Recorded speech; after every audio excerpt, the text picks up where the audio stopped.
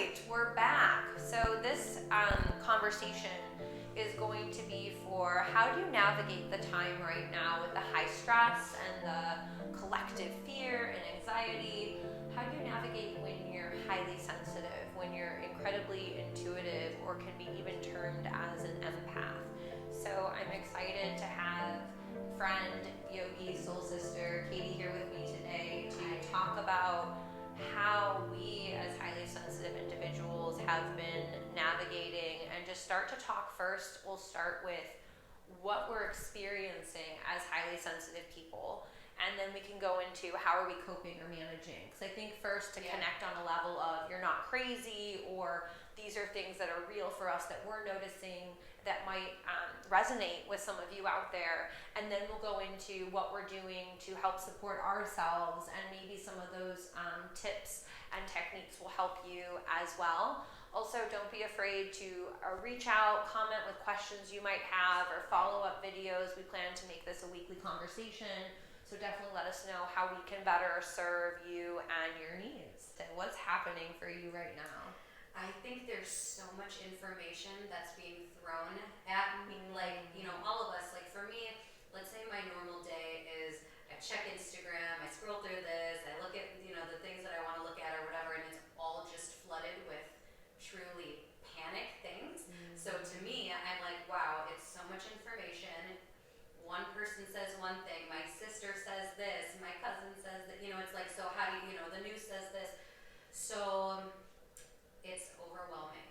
It's really overwhelming. I find myself when I, get ready for bed at the end of the night, or I'm just doing stuff or relaxing, it's all I'm thinking about, and it's really overwhelming. What do you notice in your body? So how does it present in your physical body? Because I think that's a huge misconception. I think people are having physical experiences, and it's like, why am I feeling this way? So I'll get into some things I'm feeling too, but go ahead and just talk a little bit about your physical body, and then I'll jump in. To me, whenever I'm stressed, feeling anxiety or overwhelmed, my chest gets tight, and I feel like I can't really take a deep breath in, and I feel a little restless, maybe even a little shaky, like I'm just like, my thoughts are going crazy. So that's when I start to notice that is when I'm like, oh my god, I'm thinking way too much about this.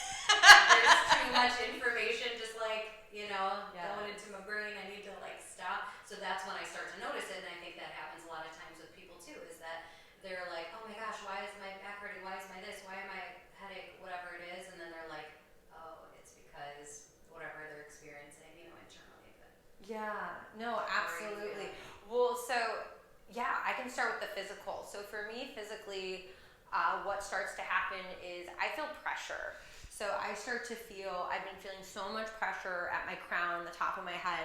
I just feel like everything's pushing in on me, and I'm just shrinking. It's like this unbelievable force and weight, and it's just making me want to curl up in the fetal position. And so one thing that I notice energetically is that when that starts to push down the negativity, the collective fear. And the interesting part is it's not even mine. It's not even, just dealing with my fear would be enough. Full-time job. It's like, girl, be scared. That's enough. But all of this, it's coming in. So I'm feeling a lot of that. The other thing I notice is my mood. I'll notice a lot with my mood. I'll notice a lot of anger and frustration, and it's because this negativity, it just feels so yucky in my system. I just want to lash out. It's funny that you say that, because now I'm noticing I've been so irritated lately. Irritable is huge. Things that normally don't irritate me, or people that normally don't irritate me, I'm just like, I can't take you right now. I don't want to have a conversation. So I've been just incredibly tired. All of this energy right now, it can be really depleting and draining and everything, especially if your boundaries aren't clear. And I really practice energetic boundaries, and I'm still feeling that, just tired and need to rest, and just how that much information, that much collective fear and worry really, really gets to me energetically from just I feel really tired. There's a lot of mental exhaustion, physical exhaustion, and I'm seeing that with a lot of my clients as well. I'm noticing that with them. So if you're feeling any of these things, I think it's important to remember you're not crazy. A big misconception is weakness. It's not a weakness to be sensitive or aware or empathic, nor do I think you have to be a martyr about it either. I think there's this great balance and dance in between. So just know if you're feeling some of these things and you're like, oh my gosh, like I feel fine inside, but then why do I feel like there's pressure, there's heaviness, why am I moody? Just recognizing that some of these might just be you're really sensitive to all of the negativity that's out there and the mass fear and the mass anxiety, and that might be contributing to how you're feeling in your inner world. So let's get to, I love coaching, I'm a coach, so let's get into coaching. Yeah. So let's start talking about how we cope with sensitivities. And I know we have tons. I mean, I do this for a living, so lots of tools and tips that we offer people. But I'm trying to think of the core ones. So do you have one for sure that just sticks out for you, or do you want to start? That's my coping mechanism for when I'm feeling this way. Yeah, like just how you navigate high sensitivity. Like how do you navigate being highly sensitive? For me, I think that it has to do with a couple of things. First off, I think really big into those boundaries of just saying like, okay, I'm saying no to going out to dinner or to whatever it is because I just know that I'm feeling this sense of, Boundaries. It's just the boundaries. Mic drop. Boundaries. Shout out to my therapist, boundaries. So boundaries are huge. And just knowing that it's okay. It's okay to say no to things. It's okay to whatever, take the time to yourself. So then what I do, I go home a lot of the time.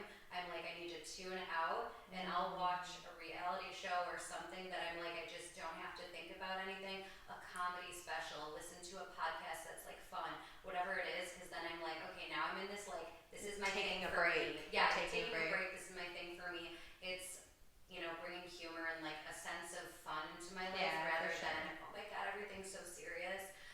So that's one. Another one, I definitely think a physical release as a yoga practice is huge. So even if I'm just laying, on my mat and I'm stretching or whatever, or going through a couple of sun salutations, bringing my breath back into, like a natural, good rhythm. Getting spiritual on YouTube. Watch out. Yeah. Warning. We are dropping the God word. We're word. canceled. Being quiet and silent and reading something that makes me think about my faith and divinity and just life. And so I don't know, that's helpful to me. So that's what I do. And then I'm like, ooh, I'm recharged. Okay, so we have to recap your three. So one was the taking a break. Take your mind off it. Something funny, something fun, lighthearted. And then two was physicality. So physical practice. You mentioned yoga really serves you. So whatever way to have a physical release of that pent up energy, getting into the physical body. And then your breath. And your breath. And then third was your spiritual practice, or just going back to that, being quiet, being still, and seeing what can come up for you then when you take that moment to decompress and just be with yourself however you are. Yeah, and then that's like the mental release, just letting go of the thoughts that I don't need or other people's stuff that's on me already, and I'm able to let it go that way. Yeah. That's amazing. Yeah. So those are the three tips for being really sensitive, and these apply for everyone. So this isn't just people with sensitivities, but this could be particularly beneficial to people who are really sensitive and aware of the energies going on right now. If I had to give my three, first I have to start off with the saturation point. So thank you, Erica Alora. She's an amazing intuitive that I personally work with. I will see if we can attach the link for her YouTube channel. She has awesome free clearings. Check her out. But she said in her most recent video, and we were talking about this earlier today, she talked about the saturation point. So what she was saying is that it's important to be informed, and this resonated so much. So she said, check in with the basic facts of what you need to know each day, but then recognize when you start to get those symptoms, essentially. Recognize when you start to feel heavy, when you start to get moody, when you start to feel you're holding tension, you're holding fear, you're not taking deep breaths, and realize I'm at my saturation point. So even with my boyfriend now, we had a conversation about the saturation point. And so what we're doing is, once I've reached that saturation point, I tap out and I say, I'm done for right now. And then I go take care of myself. And sometimes I'm ready to rally and I can have another conversation in a few hours. Sometimes if I've been with clients all day, like I'm done and I'm just taking a few hours off and I'm not talking about the rest of the night. So honor your saturation point. When you're being exposed to, let's say you went grocery shopping and you saw this apocalyptic shopping and it really upset you, then that's your saturation point. So go back home, be with yourself.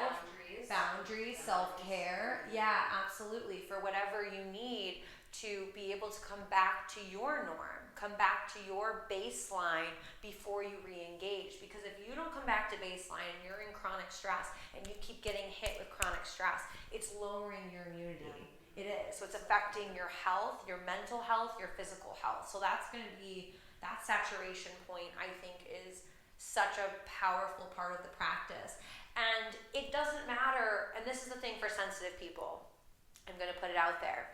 It doesn't matter if you have a low threshold saturation point. I'm not kidding you. 5 minutes on Facebook, I was tapped. Yeah, And so there is no, and you know, my boyfriend's scrolling for a half hour. I was like, I can't do it. But it's not a competition. And it doesn't mean we avoid everything, because there's nothing to be fearful of. We're allowed to be informed if we're sensitive, right? It's just that take care of yourself in the process. So don't be afraid to go back to the boundaries. Don't be afraid to use those boundaries when you've reached that point for yourself. And then I would follow that up with, so that's tip 1 for me, saturation point. 2 would be just basic self-care. Basic self-care. I tell my clients all the time, I use the phrase going back to basics. And they're like, well, what does that mean? Basics, sleep, hydration, like those two alone are huge. Sleep and hydration, that is huge. And then also any type of self-care, right? So, you know, just eating clean, and it doesn't have to be some crazy diet. It just means like be mindful of pounding down like cheesecake or so you don't have to be a health advocate or a vegan or anything like that. Just common sense. So just good sleep hygiene, nourishing your body. Yeah, and then exercise for me goes back to basics. Make sure you're moving your body, you're releasing feel-good chemicals in your brain, you're maintaining optimal health. You're sweating out old hormones and all that stuff. Because especially when we get really stressed, then our brain releases the cortisol, and it's the stress response. And especially if you do have any type of, like we, are sensitive with our hormone regulation and things like that. Another video. Girls be crazy. Good digestion and exercise then releases those old hormones that are just floating around, so that is also to help regulation. Yeah, so that's huge. So not to make our video too long then for sure. So that saturation point and having boundaries, and then for me it's going to be basic self-care, and we'll keep adding more tips, but we want to keep these videos accessible to you. So with that, I just want to say thanks again to Katee for being here. Thanks for having I'm looking forward to this being our weekly hangout, right? So being of service to others, that's amazing. And remember to like this video, subscribe below, and we're just here to let you know that your journey for empowered living, it really starts today. It starts with this video. It starts with one action step. It doesn't start with transforming your whole life in 24 hours. It just starts with one choice, and you made that choice